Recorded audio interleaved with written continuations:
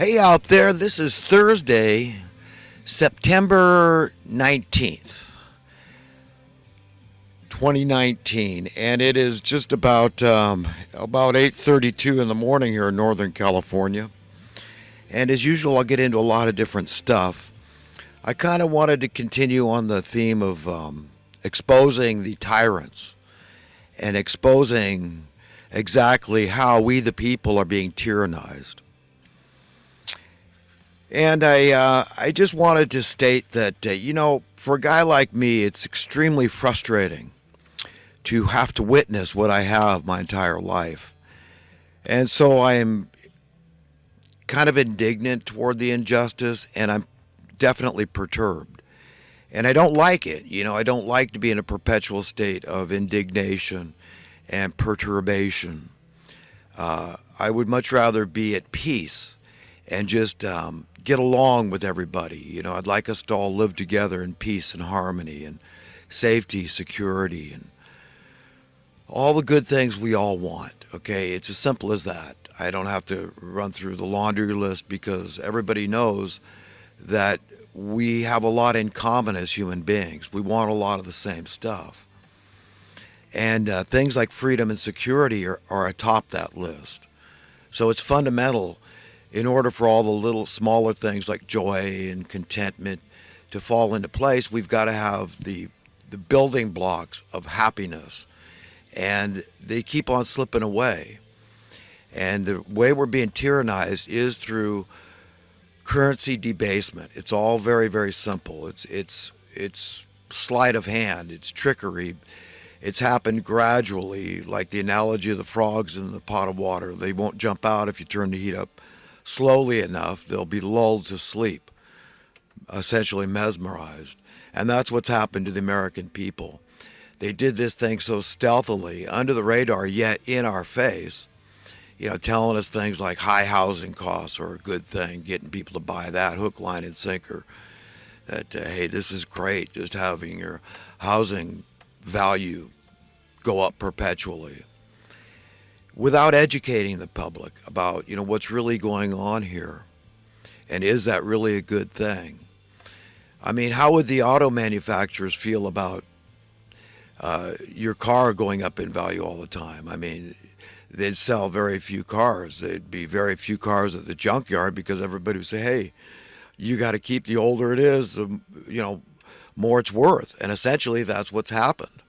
The longer people kept their house, the more it went up in worth. Yeah, there was short dips here and there, like 2008.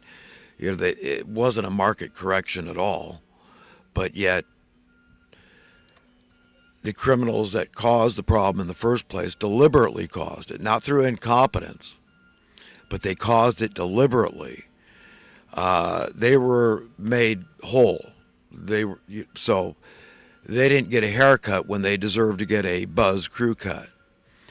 And instead, we the people got it. And then they finger it as capitalism. They say, well, this is capitalism. And nothing could be further from the truth, you see. Because there's certain fundamental hallmarks of true capitalism.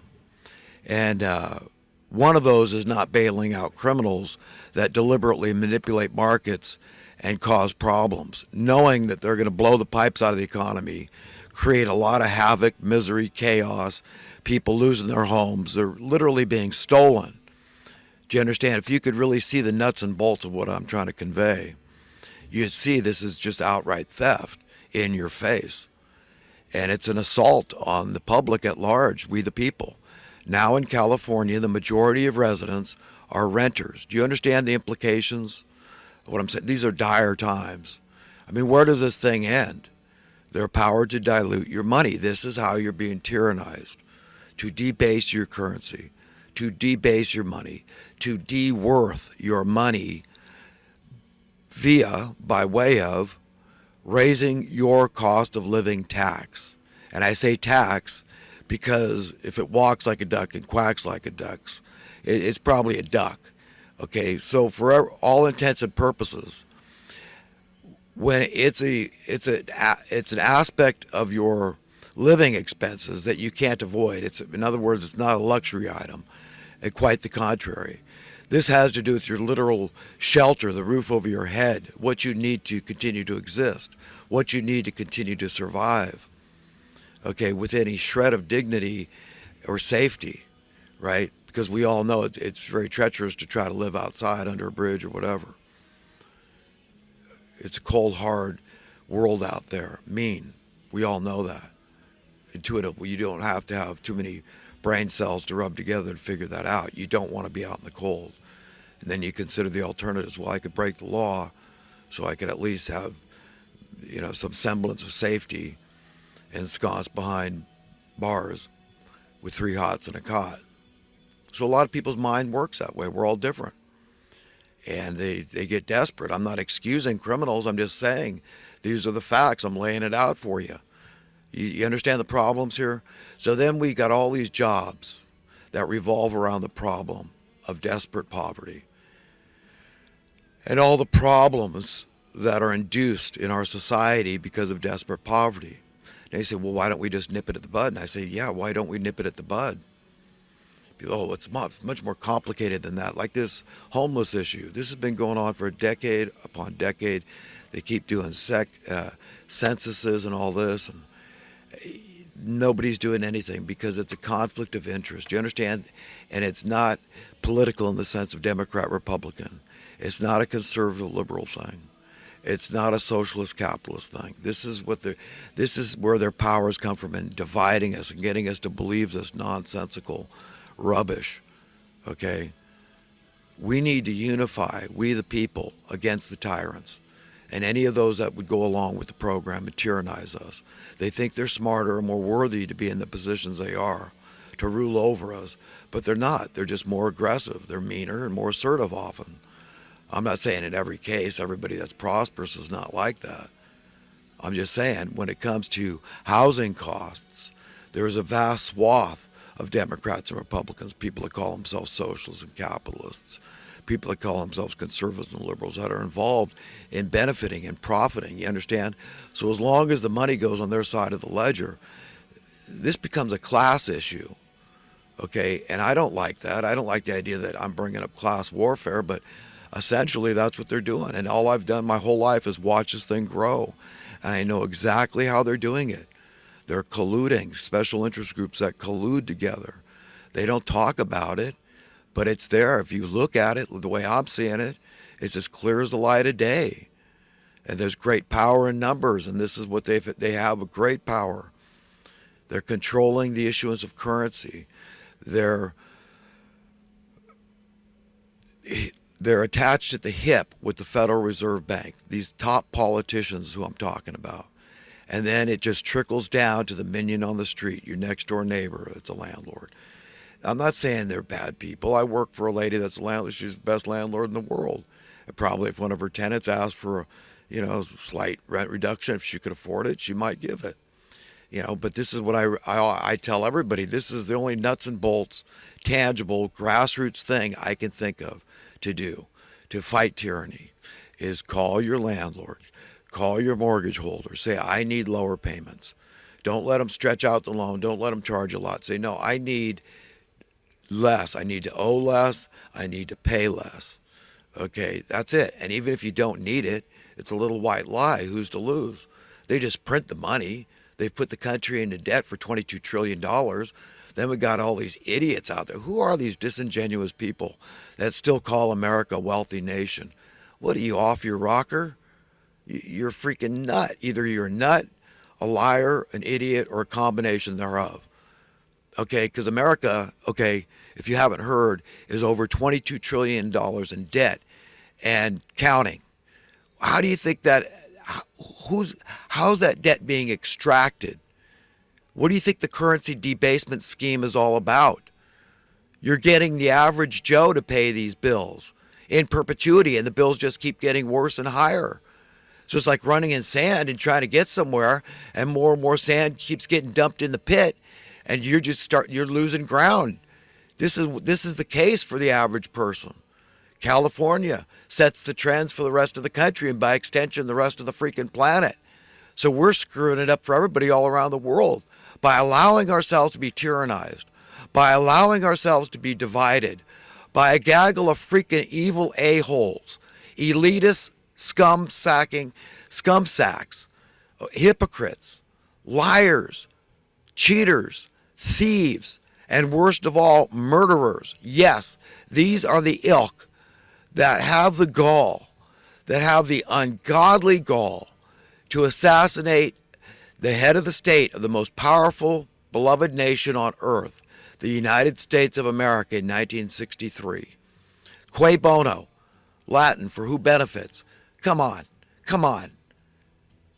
He was extinguishing the Federal Reserve. We didn't need them anymore. It was clear.